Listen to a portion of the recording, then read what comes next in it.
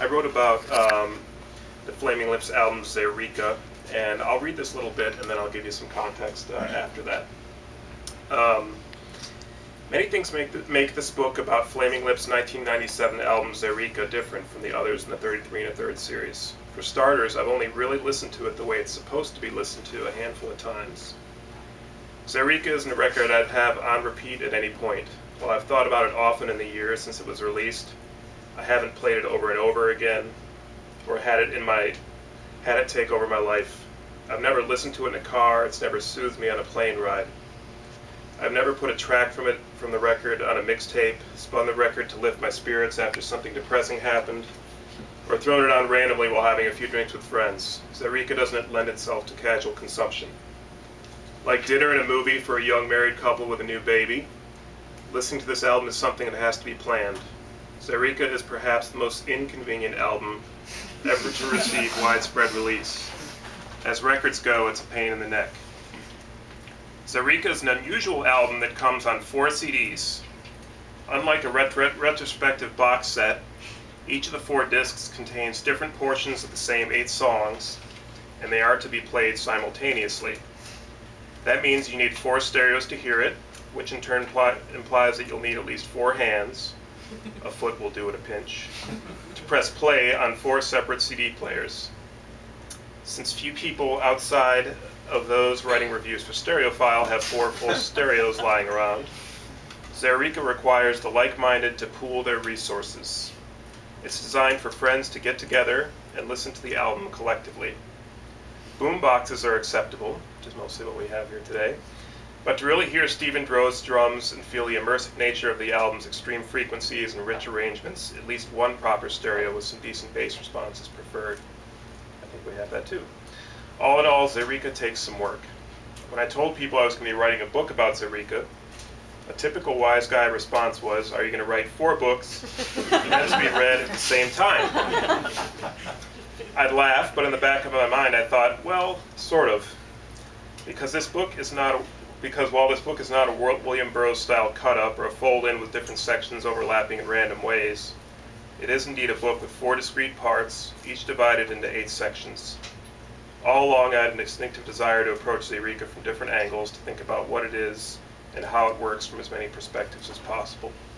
It's that kind of record, one that doesn't lend itself to a straightforward chronological narrative. I'm going to talk around it and beside it and on top of it and occasionally in the middle of it. And my hope is that it'll all make some kind of sense in the end. It's different every time you hear it. Like we're gonna listen to this track. It's not going to be perfectly synced. There's going to be drums coming out of one thing and something else coming out of another that maybe are supposed to line up but don't quite line up. But there's something I really like about the instability of that. To me, it's really exciting that it's not perfect, and you sort of have to be in love with the idea of failure to and trying to push through failure to really appreciate what this record's about, because it's never going to be perfect. And so the song that I'm going to play from it to give you an idea of what it is, it's the 8th track on the record. It's called "The Big Old Bug Is the New Baby Now," and Wayne Coyne speaks through part of this song, and he tells the story. He's got a number of dogs in his house in Oklahoma City, and he has all these stuffed animals around that the dogs like to chew up and spit to pieces. And one time, at some point, there's a praying mantis that falls on the floor that the dogs, they won't touch it, and so he starts calling the praying mantis their baby, and like they're kind of protective of this particular stuffed animal. So, and then at some point they tear it to pieces, and then there's this other bug that becomes this thing, and that's the new baby now. So that's kind of the story, which is a typical like weird Flaming Lips type story. But he'll tell the story, and we'll hear the music, and you'll kind of get an idea of how this thing works. And I'm going to ask a couple people from the audience to help me hit play on these CD players. So it also, we have up at the cash register there, someone's got a CD player.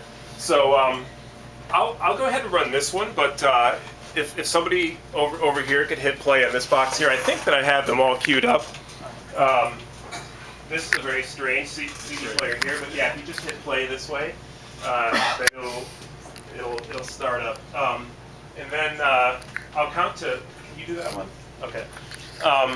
So we got 1, 2, 3, 4. Okay. I'll count to. I'm gonna say. I'm gonna say 1, 2, 3, go. And when I hit go, we're gonna hit play. And they're all paused to the right moment on the track. And ideally, we'll hear all four at the same time say track number 8, which means they're all playing. And if that sounds pretty synchronized, then it's going to go around to each CD player and say C, 1, 2, 3, 4, and then we'll know they're all playing. And then we can just let it play. And if that doesn't work, we'll back up and try it again. But it's kind of part of the thing with when you have Zaireeka parties with friends is that it doesn't always work perfectly, but you sort of just kind of muddle through it, and then the idea of trying to do it together is a big part of the fun. So yeah, let's just go ahead and do it. All right, so I have my finger on the play button here, and I'm going to say 1, 2, 3, go, and then on go, we're all going to hit play. Ready? And I guess at the cash register, just like as loud as you're comfortable with. All right, ready? 1, 2, 3, go. Track number 8. Track number 8. Track number 8. Okay. So I was way ahead there. Part 2. So let's hit pause again. Go back to 8, which is going to be a lot harder on the CD player, but that's okay. Yeah. So let's see. Yeah. Cool. All right. Everyone back to 8, and it's blinking.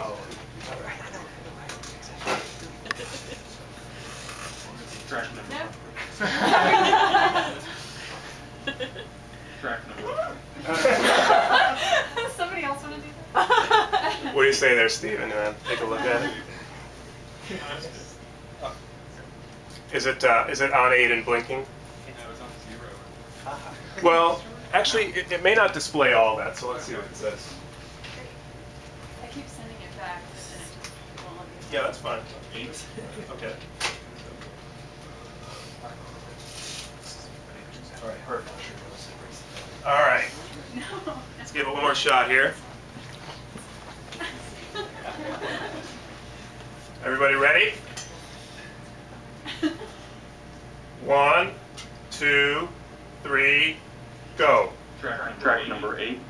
Might be pretty close. Track number 8. Is it? Which one's going a lot slower? Is it back there? Yeah, it's this one. Okay. Maybe. So in that case, for you, like maybe go like just a little bit before I say go. So like I'll say 1, 2, 3, and then you can hit play, and then like maybe after I say 3, does that work? Yeah. Okay, cool. Do you have this one?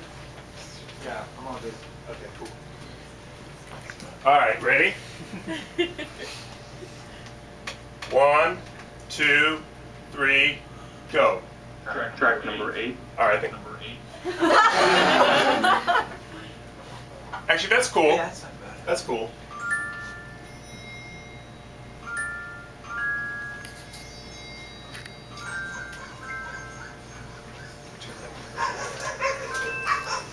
Yeah, this one's definitely gonna be a little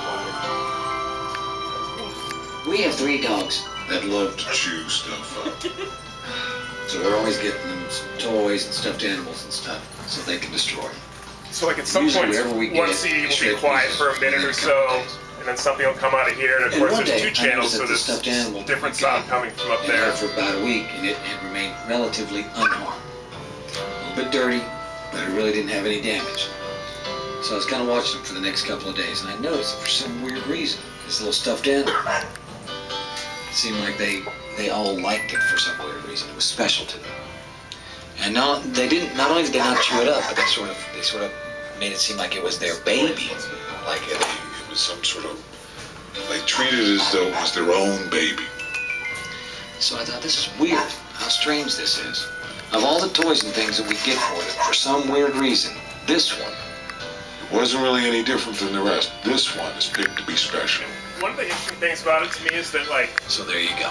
you don't often listen to. So some time passed, and one day I noticed that this box So of there's sometimes like big little plastic awkwardness where insects you're that not I'd really been sure keeping what on to the shelf look in at. the bathroom And had somehow fallen down. I think that's part of the fun too, And you know? unfortunately, It looked as You're in though a room with all dogs your had already friends, chewed you're in up the living room, most you're all in the middle, of the you're like, stuff at the big you're giant around, spines. down there, and you're Yes. like, cockroaches and stuff that were in it. now, but And as I walked around the house, picking up shredded pieces of, Of these plastic insects, I came across the baby.